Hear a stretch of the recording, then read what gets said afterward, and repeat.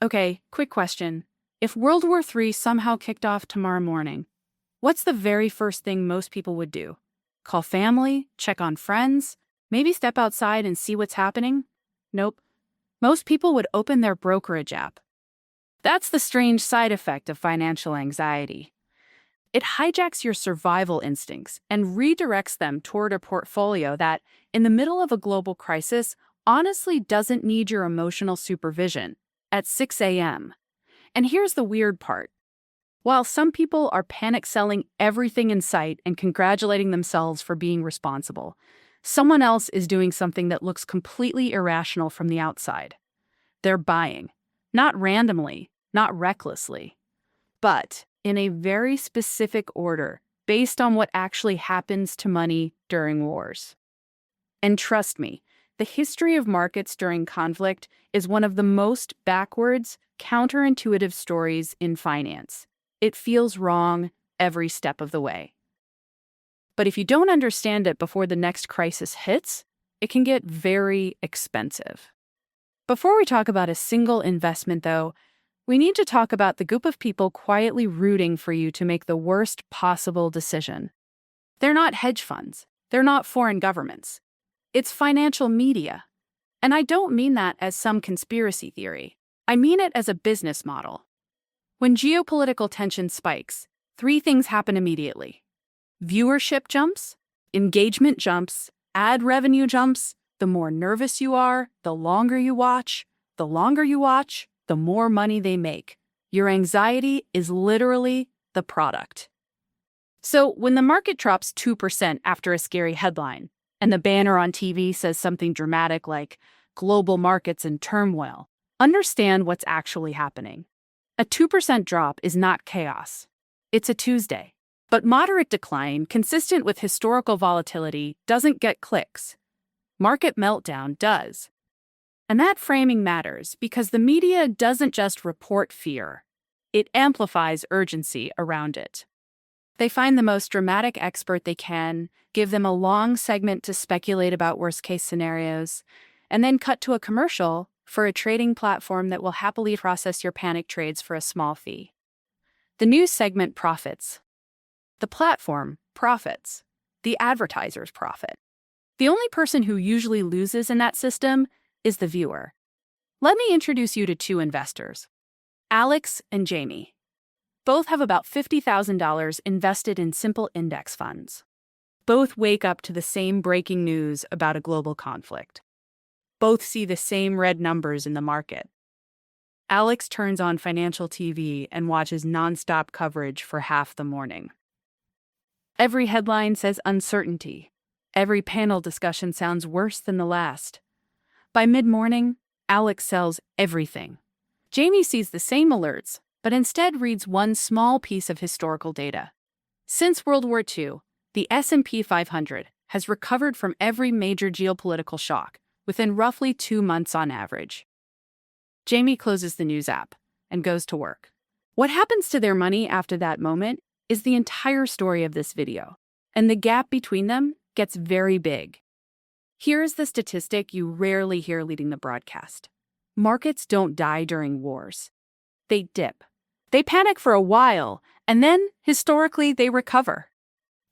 Over the past century, the stock market has pushed through 2 world wars, the Cold War nuclear standoff, the oil crisis, terrorist attacks, a pandemic, multiple recessions, and several government shutdown dramas. And somehow it keeps climbing. During World War II, U.S. stocks rose dramatically over the decade. During the Korean War, the market advanced again. Even during the Vietnam era, equities delivered strong long-term gains. The reason is surprisingly simple. War is one of the largest economic stimulus engines in history. When governments enter conflicts, spending explodes. Military equipment, fuel, food supply chains, satellite systems, cybersecurity, transportation, medical logistics. Thousands of contracts get issued almost overnight, and the companies fulfilling those contracts are publicly traded businesses. The government effectively becomes the biggest customer in the economy. Revenue flows into corporations, profits rise, And over time, those earnings show up in stock prices. Which means the investors who historically did the worst during crises want the ones who held their investments. They were the ones who sold everything to wait things out, because they usually ended up sitting in cash while inflation quietly eroded their purchasing power, and the market recovered without them. Back to Alex. After selling at the first sign of trouble, Alex stays in cash for months. The headlines still feel uncertain, so getting back in feels risky. Meanwhile, the market rebounds, then climbs. By the time Alex feels comfortable investing again, a huge portion of the recovery is already over. Jamie? Jamie didn't panic, but Jamie also didn't just sit still. Jamie followed a simple structure that investors have used during major crises for decades. And the order of that structure matters, because each layer supports the next one. Step 1, cash flow protection. Before investing a single dollar anywhere else, Jamie made sure there was a cushion. 6 to 12 months of living expenses. Not 20 years of expenses, not a giant hoard, just enough to handle emergencies. Most of that money sat in a high-yield savings account and a government money market fund. But Jamie also kept a few $1,000s of physical cash at home. That sounds dramatic until you remember something important about modern conflicts. Cyber warfare. During major geopolitical tensions, digital infrastructure can be disrupted. Payment networks, bank systems, ATMs. Having a small amount of cash for short-term expenses isn't extreme preparation. It's just a basic backup plan. But this is where the cash strategy stops. Because holding huge piles of idle cash during wartime is historically a terrible investment decision. Wars tend to be inflationary. Governments borrow heavily and spend aggressively, which pushes prices higher. If too much money sits in savings, its real purchasing power quietly shrinks. So once the safety cushion is built, you move on. Step 2. Gold. Roughly 10 to 15% of investable assets, but not for the reason most people assume. A lot of investors rush to gold after the crisis headlines hit. That's usually the worst timing. Gold often spikes during the initial fear, and then cools off once the situation stabilizes. The smarter move is owning some gold before the panic starts. Right now, the interesting driver of gold isn't just fear. It's central banks. Over the past few years, central banks around the world have been buying enormous amounts of gold to diversify reserves away from the US dollar. That structural demand is a big deal.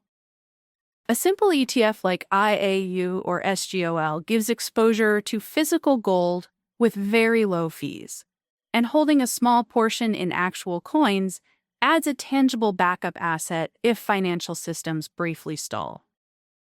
Jamie already had that position in place.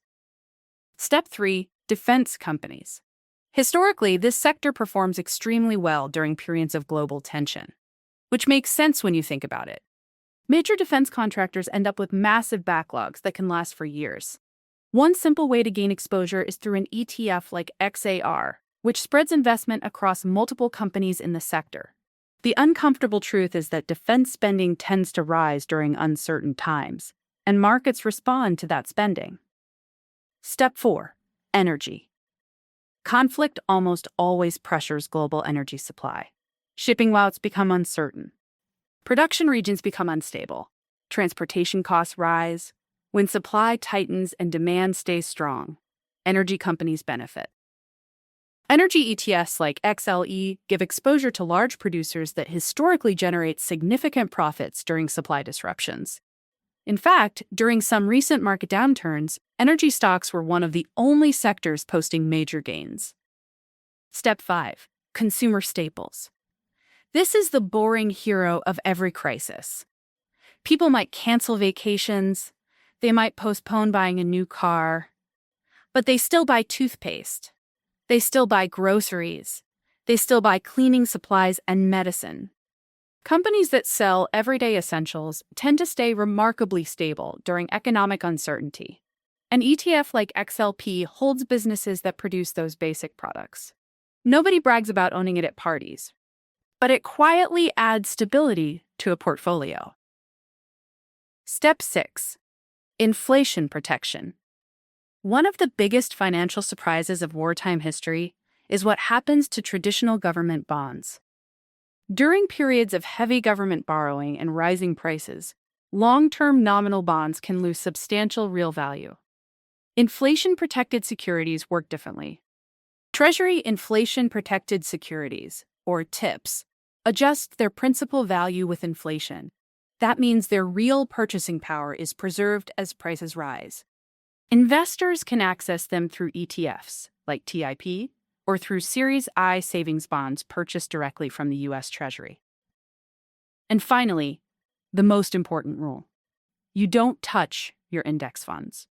Broad market funds like VOO, VTI, or SPY represent the entire economy. Historically, those large cap companies continue growing even during turbulent periods because government spending, innovation, and global demand continue flowing through the system. Selling them during fear usually means missing the recovery. And missing just a handful of the best market days can completely change long-term returns. So, what happened to our two investors? Alex sold $50,000 worth of index funds and sat in cash for months. By the time Alex returned to the market, several sectors had already surged, and taxes had eaten part of the original gains. Jamie stayed invested. Jamie kept automatic contributions running. Jamie added exposure to gold, defense, energy, staples, and inflation protection while markets were volatile. Years later, the difference between those approaches wasn't small. It was tens of thousands of dollars. And it didn't come from some magical stock pick. It came from one simple decision: buying fear instead of selling it. So imagine that chaotic morning again. Breaking news alerts everywhere, red banners across every financial channel. Experts insisting that this time is different. One person opens their trading app, sells everything, and spends the next year watching the market climb without them. Another person checks the plan they built ahead of time: the cash cushion. The gold allocation, defense, energy, staples, inflation protection, untouched index funds. Then they close the app and go make coffee. One of those people grows wealth. The other accidentally funds the media system that scared them into selling. The best time to decide which person you'll be is not when the crisis starts. It's before it ever happens.